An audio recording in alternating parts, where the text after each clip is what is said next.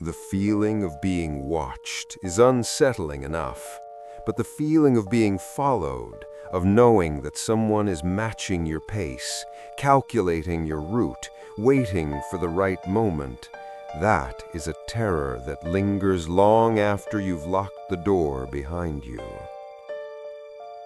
This first story comes from a woman living in St. Petersburg, Florida, back in 2017. She describes herself as a homebody, someone who rarely ventured far from her neighborhood. So when two younger coworkers, a woman named Jenna and her friend Mira, kept pressing her to go out, she hesitated for weeks. Eventually, she agreed. The night arrived, and Jenna showed up at her apartment with a request. She wanted to leave her car there and have our narrator drive. That was the first sign of something off, though she didn't recognize it yet. She drove them to Mira's place, waited while Mira got ready, and then the three of them headed to a club. Inside, they found a spot and ordered drinks. They hadn't been there long when Jenna spotted someone she knew.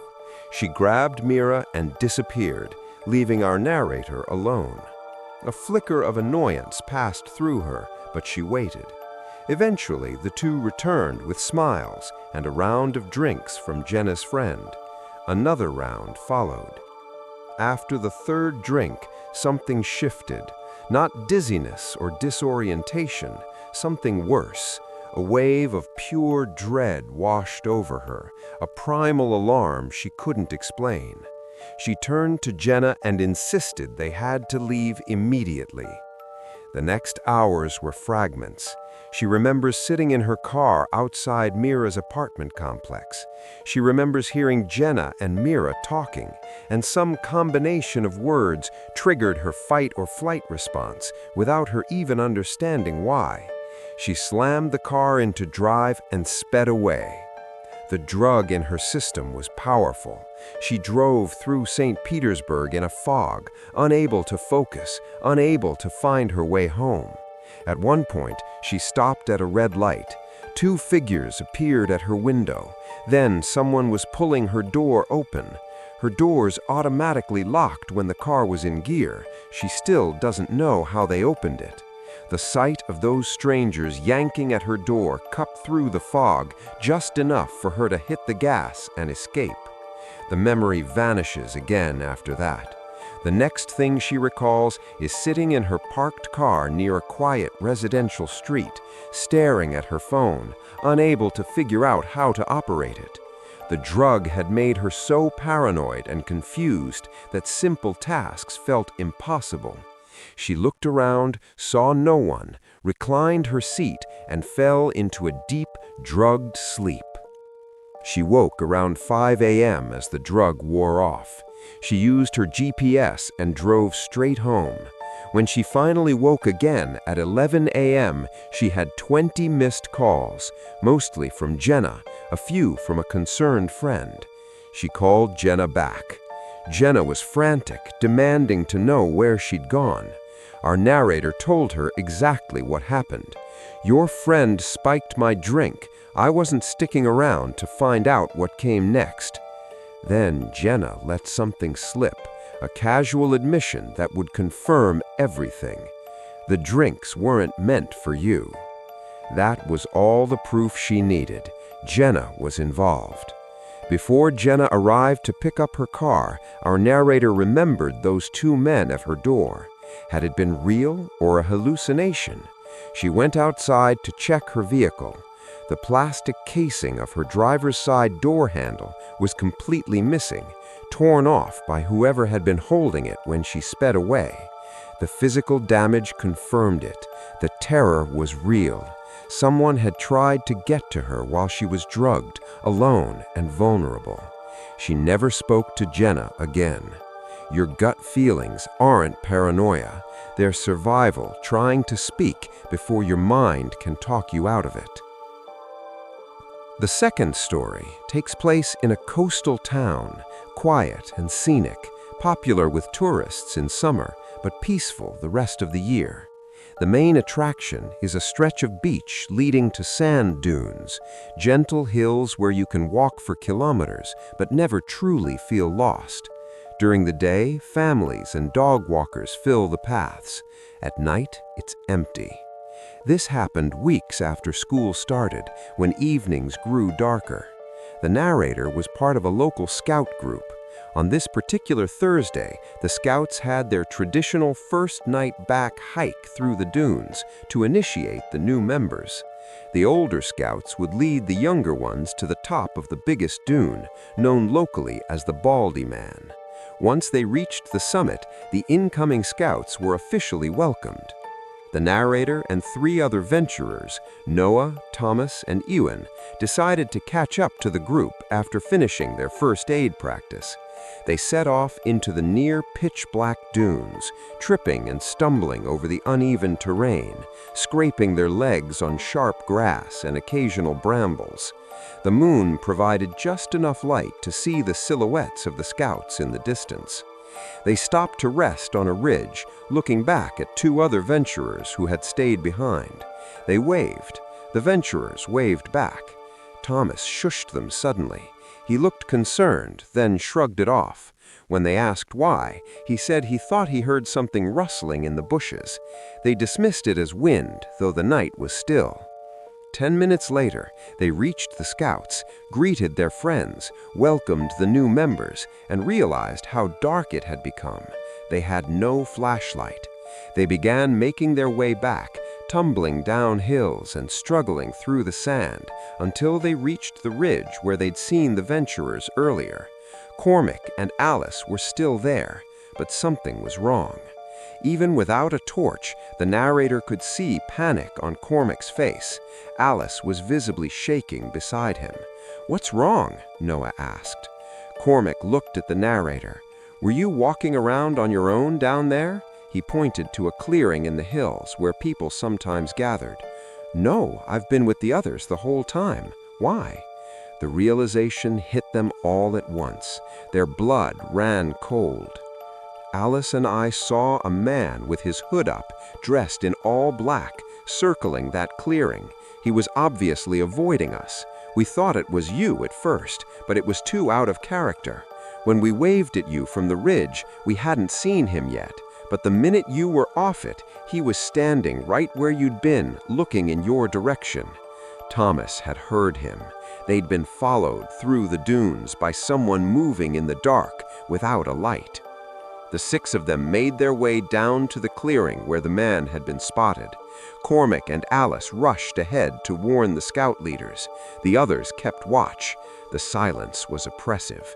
They were terrified that this figure in black would emerge from the shadows. He never did. They hurried back toward the car park, meeting the remaining venturers and their leader along the way. They were nearly out of the dunes when a younger scout screamed. Everyone ran. The narrator and Noah reached the crying child first. The boy pointed. There he was, standing on a ridge, just watching them. Noah saw a knife in his hand. They ran. The venturers carried the slower children, and they didn't stop until they reached the car park. The man was gone. The narrator never saw his face. Some followers don't want to catch you. They just want you to know they're there. The final story belongs to a young woman who worked as a bartender at a small dive bar a few blocks from her apartment. Nothing fancy, just locals drinking late and watching sports. She knew the regulars by sight. Most were harmless. One wasn't. His name was Jared, late 30s, thinning hair, same brown jacket every night. He always came alone, sat at the bar and tried to talk to her the entire time, ignoring whatever game was playing. He asked personal questions. She kept her answers short and polite, part of the job, but never encouraged him. One Friday night, he came in around 10, nursed one beer for nearly an hour, just watching her work, not staring constantly, but glancing over and looking away when she noticed. Near the end of his drink, he asked if she wanted to hang out sometime. She declined, explaining she kept work and personal life separate. His face changed instantly. He forced a smile, threw cash on the bar, and left without tipping, something he'd never done before. She felt relieved he was gone, but uneasy about how quickly his mood shifted. Her shift ended at midnight. She grabbed her hoodie and headed out. The street was quiet. She just turned onto the next block when someone said her name. Her stomach dropped. Jared stood near a lamppost, walking toward her. He apologized for storming out, said he got nervous. She told him it was fine, but that she needed to get home. He asked again for her Instagram or Snapchat. She said she didn't use social media. He smiled in a way that made her skin crawl. "That's weird. I've seen you on Instagram at the bar before." Her heart pounded. He'd been watching her online. She had no idea how he'd found her. She said, "Please leave me alone." He smiled again and said, "Okay, have a good night." She walked faster. After a few seconds, she heard footsteps behind her. She glanced back. He was there, half a block back, matching her pace. She sped up. He sped up. She slowed. He slowed. A sick game of shadow. She reached her building, but crossed the street instead of going to the door. She turned. He stopped under a tree, mostly in shadow. She could still tell he was smiling. "Why are you following me? I don't want to have to call for help." He didn't answer. She blurted out a lie, that her boyfriend lived with her and she was going to get him. She ran to the building entrance, punched in the code, and grabbed the door as it buzzed open. Behind her, fast footsteps. She looked back. Jared was running toward her. She threw herself inside and let the door slam. She didn't wait to see if it latched. She ran up the stairs to the second floor. Her apartment was at the end of the hall. Behind her, the main door crashed open. Footsteps hit the stairs hard and fast. She fumbled with her keys, almost dropping them. The footsteps were closer now, slamming against each step. She got the key in the lock, threw herself inside, and slammed the door shut just as he reached the hallway. A second later, his whole body hit her door. The impact shook the wall. She screamed and backed away. He hit it again, harder this time. Then another door opened in the hallway. A man's voice yelled, "What the hell are you doing?" The banging stopped. Silence. Then footsteps moving away. She looked through the peephole. Her neighbor, an older man from across the hall, stood there looking confused and angry. Jared was already halfway down the stairs, not saying a word. The neighbor knocked gently. She opened the door a crack, shaking and crying, and told him everything. He stayed with her while she called the police. They came that night and took it seriously. She gave them Jared's name from his credit card at the bar. The building owner pulled security footage showing him chasing her inside. Her boss provided bar footage. The next day, an officer called. They had identified him as Jared Perez. Detectives were sending the case to the prosecutor for stalking and unlawful entry. She filed for a restraining order. A judge reviewed the police report and security video and approved a temporary order immediately. Police served him. The prosecutor moved forward with charges for trying to break into her apartment. She kept working at the bar for a while, but she never walked home alone at night again. Even with the court order and the charges, she checked over her shoulder every time. The fear didn't vanish just because the legal system acknowledged what happened. Nothing like that ever occurred again, but she never forgot, and she never stopped looking behind her. The footsteps that follow you home don't stop at your door. They echo in your memory forever. These three stories share a common thread, the realization that someone is tracking you, matching your movements, waiting for the right moment.